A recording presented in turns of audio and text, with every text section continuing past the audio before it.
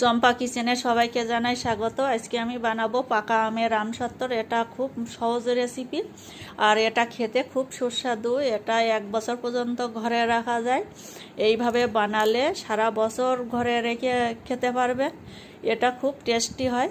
কিন্তু দেখে নিন ভিডিওটা যে কিভাবে আমি বানিয়েছি। প্রথমে আমি আম কেটে নিয়েছি। এখানে আমার 2.5 কেজি 3 কেজি আম আছে। 3 কেজি মতো আম আছে, আমি কেটে কেটে নিয়েছি। এটা আমি মিক্সিতে পেস্ট করে নেব। এটা ভালো করে কিন্তু পেস্ট করে নিতে হবে।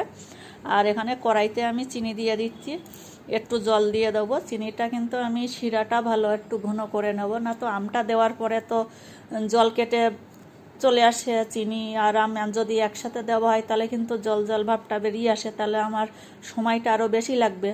সেখানে আমি চিনিটা কিন্তু একটু ঘন শিরা করে নিলে কিন্তু তারপরে আমার অত দেরি লাগবে না, তাহলে তাড়াতাড়ি কাজটা আমার হয়ে যাবে, খুব সহজেই হয়ে যাবে। না তো আমের ভেতর চিনি দিলে কিন্তু জল বেরিয়ে আসে এবং দেরি হয় খুব। কিন্তু এইভাবে যদি আমটা বানান, এটা বাচ্চা থেকে বড় সবাই খুব ভালোবাসে। এটা খুবই সুন্দর সুস্বাদু, এটা সহজেই বানিয়ে নেওয়া যাবে। এবার আমটা আমি পেস্ট করে, চিনি রসটা আমার ঘন হয়ে যাচ্ছে, আমি সেখানে কিন্তু আমের পেস্টটা দিয়ে দিয়েছি। এটা নাড়াচাড়া করব। এবার নাড়াচাড়া কিন্তু একটুখানি সময় ধরে নয়, এটা অনেকক্ষণ লাগবে। এটা ফুটিয়ে ফুটিয়ে ঘন করে নিয়ে আসতে হবে। আর ওই নাড়াচাড়া করার সময় কিন্তু উনুনে ফুটবে, জালটা বেশি জোরে দিলে হবে না। ফুটে উঠলে কিন্তু জালটা মাঝামাঝি দিয়ে রাখতে হবে, না তো এতই ফুটবে যে হাতে তাতে পড়বে। এটা ঢাকা দিয়ে দিয়ে রাখতে হবে, আবার তাছাড়া নইলে সমানে ঘুরতে হবে। আর না তো ঢাকা দিয়ে দিয়ে আস্তে আস্তে করতে হবে। এটা একটু সময় নিয়েই করতে হবে, কিন্তু আমি শর্টে দেখাচ্ছি। কিন্তু এটা কিন্তু এই আমটা জ্বালাতে কিন্তু আমার সময়টা বেশ ভালোই লেগেছে।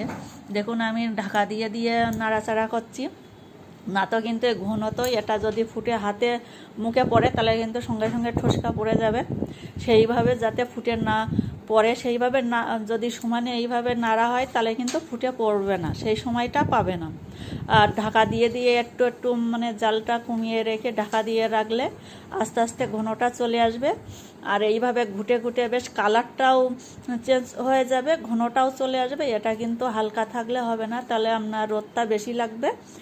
আর যদি ঘন হয়ে আসে তাহলে কিন্তু অল্প রোদে হয়ে যাবে।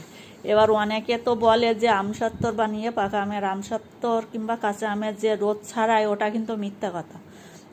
কারণ রোদ ছাড়া দিলে সেটা ভালোও লাগে না, আর সেটা কিন্তু ভালো হয় না। এবার রোদে দিলে তবে কিন্তু জিনিসটা ভালো হবে। এই যে আমি রোদে দিয়েছি, ছাদে 2টো থালাই করে আমি দিয়েছি।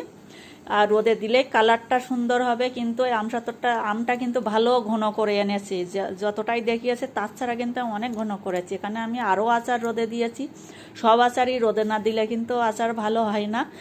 যে যতই বলুক যে রোদ ছাড়া আচার বানাচ্ছি, রোদ ছাড়া আমসত্ত্বর বানাচ্ছি, কিন্তু সেটা হয় না। সেটা রোদে দিলেই কিন্তু সুন্দর হবে কিংবা সুস্বাদুটা বাড়বে। এই যে আমি তুলছি আমসত্ত্বরটা, এবার হালকা করে দিয়েছি।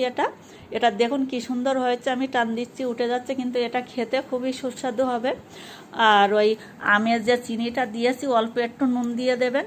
নুনটা অল্প দেবে, তাহলে কিন্তু পানসা ভাবটা থাকে না, না তো একটু পানসা পানসা ভাবটা থাকে। বেশি নুন হলে কিন্তু আবার নুনটাও হয়ে যাবে, বেশি নুন না, অল্প একটু দেবে।